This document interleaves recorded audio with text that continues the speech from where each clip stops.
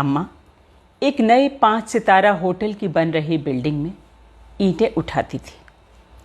6 साल पहले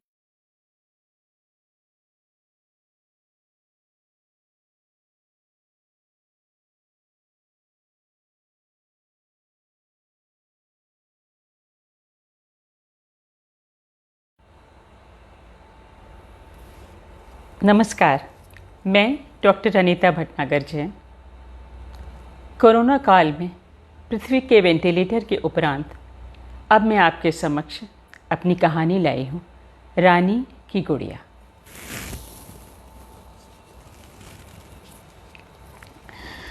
अम्मा अम्मा मेरी गुड़िया गिर गई। अम्मा अम्मा ट्रक रुकवाओ ना। नन्ही रानी बिलखती रही, पर ट्रक चल चुका था। लॉकडाउन में 5 दिन तक रानी अपनी अम्मा के कंधों पर बैठकर जयपुर से आगरा पहुंची थी। रानी के पिताजी राधेश्याम जयपुर में गोलगप्पे व चाट का ठेला लगाते थे और अम्मा एक नए 5 सितारा होटल की बन रही बिल्डिंग में ईंटें उठाती थी। 6 साल पहले वो पहाड़ में अपना गांव छोड़कर जयपुर आए थे। उनका एक ही सपना था कि उनकी बिटिया रानी बड़े होकर टीचर बने, उनकी तरह मजदूर नहीं। जयपुर में जमा सारे पैसे खत्म हो गए।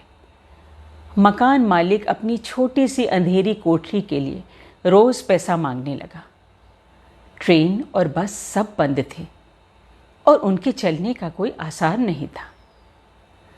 तब राधेश्याम ने तय किया कि अब पैदल ही गांव वापस जाएंगे। जब कोई उसे समझाता कि 800 किलोमीटर पैदल नहीं जाया जा सकता, तो राधेश्याम का एक ही जवाब होता, हाँ भैया, मुश्किल तो है लेकिन असंभव नहीं। चुप जा रानी, चुप जा, गुड़िया ही तो है, दोबारा ठेला लगाएंगे तो फिर से ले देंगे, कहते हुए अम्मा ने पसीने से भीगे अपने पल्लू से रानी के ना थमने वाले आंसुओं को पोंछने की कोशिश की। रानी के लिए वो गुड़िया छुटकी थी, उसकी सबसे अच्छी दोस्त। अपने मन की सारी बातें, सारे सपने, सब सुख दुख वो छुटकी को ही तो बताती थी। जब रानी स्कूल जाने लगी तो छुटकी भी छुप कर उसके बस्ते में स्कूल जाती थी। अरे गुड़िया ही तो सही, पर उसे भी तो पढ़ना था ना। धूप में चलते चलते रानी के पिता के पैरों में छाले पड़ गए थे। चप्पल तो न जाने कब टूट चुकी थी। रात को थक कर मेहंदीपुर में एक घर की बाउंड्री वॉल की आड़ में चद्दर बिछाई। रानी, बिस्कुट खाकर सो जाओ, पता नहीं कल कब खाना मिलेगा। दीवार के पार के घर से कुछ आवाज़ें आ रही थी। राजा बेटा, चलो दूध पी लो। लॉकडाउन की वजह से पापा तुम्हें रोज की तरह मोटरसाइकिल पर घुमाने नहीं ले जा सकते ना। नहीं, पैर पटकते हुए बॉबी ने कहा। अंत में हार कर स्टैंड पर ही पापा ने मोटरसाइकिल स्टार्ट कर दी और बॉबी कर उस पर बैठा दिया। मम्मी दूसरी तरफ खड़ी होकर हाथ में गिलास पकड़कर धीमे धीमे उसे दूध पिलाती रही। मेहंदीपुर से आगरा तक पैदल 2 दिन लगे। एक ट्रक के पास भीड़ देखकर राधेश्याम पूछने गया। पता चला वो ट्रक हल्द्वानी तक कुछ सामान लेकर जा रहा था, पर ड्राइवर एक व्यक्ति के लिए 2000 किराया मांग रहा था। चलो रानी की अम्मा, हमारे पास कहाँ पैसा है, यहाँ तो कर्जा उधार भी नहीं मिल सकता। अम्मा ने थैली से अपना मंगलसूत्र निकालकर राधेश्याम की हथेली में रख दिया। अपने घर जिंदा पहुंच जाएंगे तो दोबारा बनवा देना, सोचो मत, नहीं तो ट्रक में जगह नहीं मिल पाएगी। ट्रक में चढ़ने वालों की भीड़ में जब रानी को गोदी में लेकर राधेश्याम चढ़ रहा था तो धक्का मुक्की में रानी की गुड़िया छिटकी, फिसल गई। ट्रक के दरवाजे पीछे से बंद कर दिए गए। अम्मा मेरी गुड़िया गिर गई, अम्मा। ट्रक के अंदर करीब 25 लोग जरा सी जगह में भेड़ बकरियों की तरह भरे थे। कुछ लोग मध्य प्रदेश के रास्ते महाराष्ट्र और गुजरात से आ रहे थे। सबकी एक ही कहानी थी, सब भूखे प्यासे थे और कर्ज लेकर किसी तरह अपने घर वापस जाना चाहते थे। ट्रक की गति धीमी हुई। किसी ने इंजन पर डंडा मारा। ट्रक रोको। अंदर सब लोग डर गए। चलो दरवाज़ा खोलो, अंदर क्या है? पुलिस वाले की आवाज़ आई। ड्राइवर ने डरते डरते दरवाजे का सांकल खोला। खुलते ही असंख्य चेहरे नजर आए, कुछ बड़े, कुछ छोटे, कुछ के चेहरे पर मास्क, पर सब सहमे हुए कि अब क्या होगा। कोरोना के समय में एक साथ इतने लोगों को भर कर ले जाना मना है, इन्फेक्शन हो सकता है। सिपाही विजय यादव की आवाज़ गूंजी। एक 13-14 साल का लड़का पीछे से आगे आया।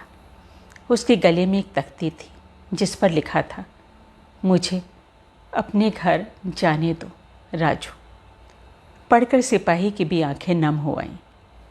फुटपाथ पे पास पर खड़ी एक महिला व उसका परिवार जो चना, बिस्कुट और छाछ के पैकेट बांट रहा था। सिपाही ने उनको आवाज़ लगाई, आइए मैडम, आप खाने का सामान देना चाहती थी ना, इनको दे दें। और हाँ, राजू को 2 पैकेट दीजिएगा। इसने सबके लिए आवाज़ लगाई। सिपाही ने मुस्कुराते हुए कहा। रानी की आंखें उस महिला के कंधे पर लटके पर्स पर अटक गई, जिसमें एक गुड़िया एक बड़े से छल्ले में लटकी थी। मोटी मोटी 2 चोटी, चेक की फ्रॉक, हर पैरों में मोजे जूते।